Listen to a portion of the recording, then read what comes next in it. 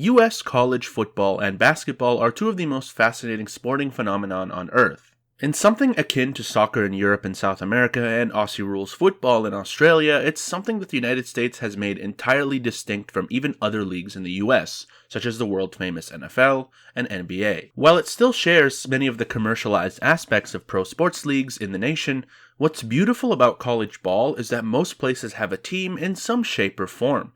There isn't really an aspect of franchising and the threat of losing your team like in pro-American leagues and similar leagues. Any somewhat sizable city or region is likely to have a college or university in it, and therefore an athletic program.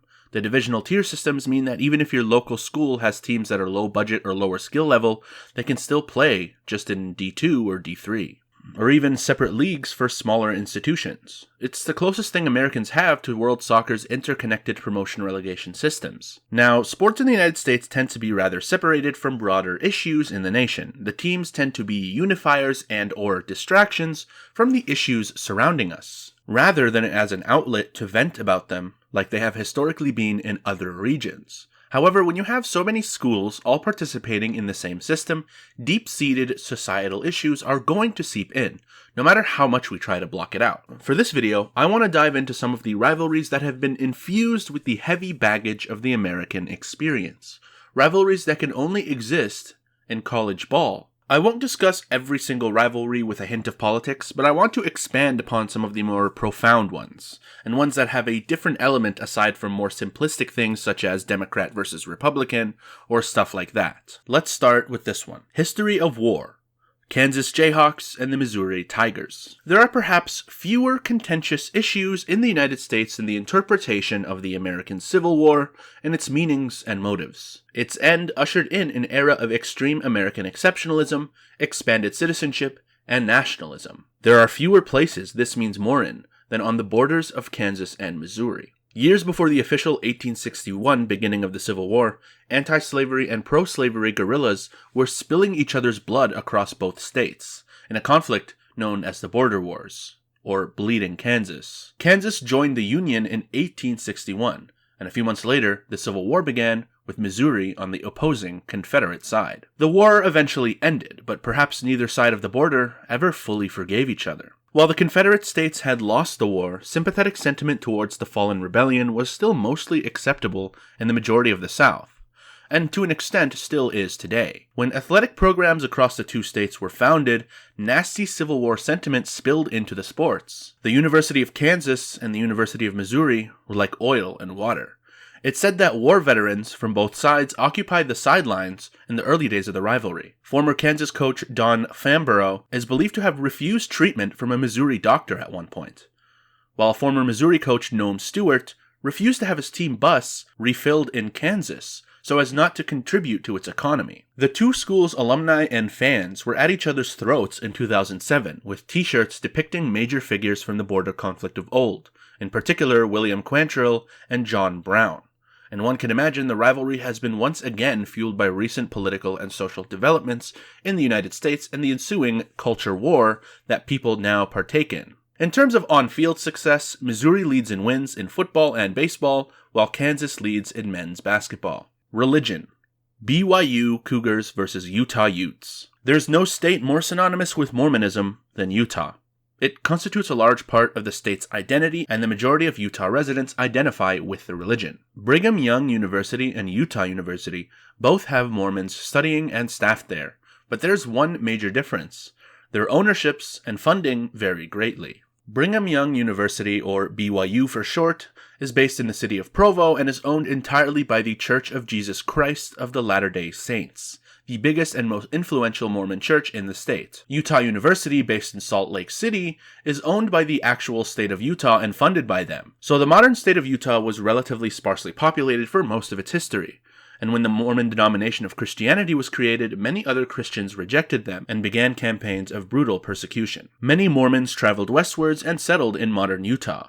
The tensions didn't end there, however, as there was a brief military conflict between the USA and Mormon rebels in the 1850s. The territory of Utah would finally become a state in 1896 only after it had renounced polygamy, illegal in the USA but permissible in Mormon scripture and culture. While the state government of Utah has usually been majority Mormon, there's perhaps still an element of mistrust between the LDS Church and the US government, which is why some may be skeptical of a university ran by a state that is subservient to that government.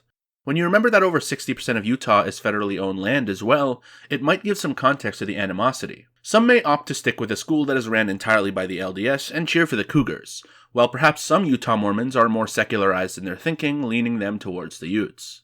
Perhaps a non-Mormon resident of Utah may also gravitate towards the Utes, though this is all speculation on my part as I am not a Mormon, nor am I from Utah. The Utes currently lead the all-time series in football, while the Cougars have been the better team in men's basketball in the last 15 years or so. The two schools are tied all-time in women's basketball. Classism. Auburn, Alabama. It should be noted that Alabama is one of the poorest states in the United States, so people in southern states such as Alabama, Mississippi, and Louisiana might feel stronger about this issue than some other states. The most visible instance of this is the rivalry between the University of Alabama Crimson Tide and the Auburn University Tigers. Both schools are actually public, but supposedly, the UAB attracts more liberal arts types and is in the popular consciousness the school for slightly higher class intellectuals. Auburn is a school attracting more agriculturalists and traditional thinkers, and is seen in the popular consciousness as the school of the people. The University of Alabama is based in Tuscaloosa, a city with almost 100,000 people, and has a secondary campus in Birmingham, a city of about 200,000 people, although that campus fields its own team, the Blazers. While Auburn is based in its namesake city, with a population of about 60,000 people, so the difference in school and city sizes also contributes to this dynamic. There were also incidents in both schools' early history in the 1860s and 70s in which Alabama tried to run Auburn out of business, and use its land, apparently via political influence, as a division between the schools used to be tinged with partisan politics at the time, though this doesn't seem to really factor into the modern rivalry. Clearly, these two schools and their students and fans still have a lot they need to talk about, since there have been reports in recent years of shootings revolving around the Iron Bowl game, which is the football version of the rivalry. Now, I can't say that these complicated social issues were the reason that these specific fans fought, but the tension built up over the last century in this rivalry is clearly reaching unhealthy levels for the people of Alabama. Finally, I want to mention that Mississippi State and Ole Miss also share this classist dynamic, but I felt it was more appropriate to mention Auburn and Alabama, because those two schools are much more successful athletically, as much as that pains me to say as an LSU fan. Currently, Alabama leads the all-time series in football, baseball, and men's basketball, while Auburn leads the all-time series in women's basketball. Patriotism. Georgia Tech and Georgia. So I felt like this rivalry deserved special mention, because the biggest reason the two schools can't stand each other today is a set of incidents during the two world wars. It may not factor in that much today, but this complicated situation, born of a certain nationalistic showmanship, is what set the stage for these two schools to hate each other forever, to the point of stating it in the rivalry name. Both schools were established in the late 1800s, and because of their proximity, had developed a normal rivalry. However, during the First World War, the University of Georgia had lost most of its athletes to the drafts, to fight in the First World War upon the US's entry in 1917, forcing them to suspend their football operations for a year. Georgia Tech was a military training ground, so had a plethora of men to choose from, and they were able to keep playing. When UGA's football returned in 1919, the year after the war ended, Georgia fans and student body organized a parade mocking Georgia Tech for still playing football during the war, depicting their school as a yellow donkey, labeled Tech in Atlanta, while UGA was depicted as a tank, labeled UGA at Argonne. Georgia Tech was not happy about this, and gave UGA the cold shoulder, cutting formal ties and even disallowing the University of Georgia from using their stadium for games, as they sometimes did at the time. This happened a second time during the Second World War.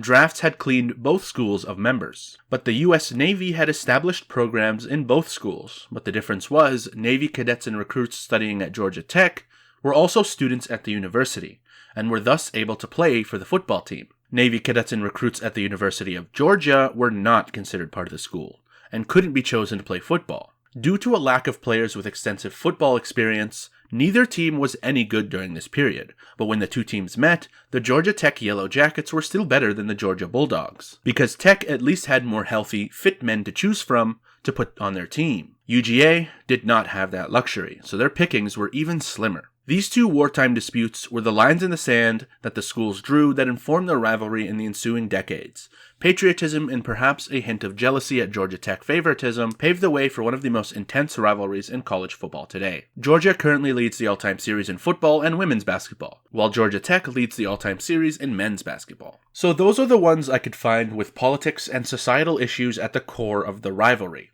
It was actually pretty hard to find many rivalries that have been affected by social and cultural issues in a significant way, and I think that's actually good. I'm glad I didn't see too many examples of this in college ball, because I think sports is meant to be a unifier and escape from the BS of the world. And when we make sports teams proxies for these issues, it defeats the purpose of going to a sports game, having a rallying point for cities and communities to unite briefly under a common banner, and enjoy each other's company. I think it's particularly egregious when it's made about religion or race. It's okay to have a few dividing lines between fans, such as proximity, or cuisine, or friendly bantering about the other town, but when we take sensitive issues that people around the world have died over, and characterize our sports teams with these elements, you are eliminating a safe refuge, making the beautiful ugly. I hope you enjoyed this video. Thanks for watching, and have a great day.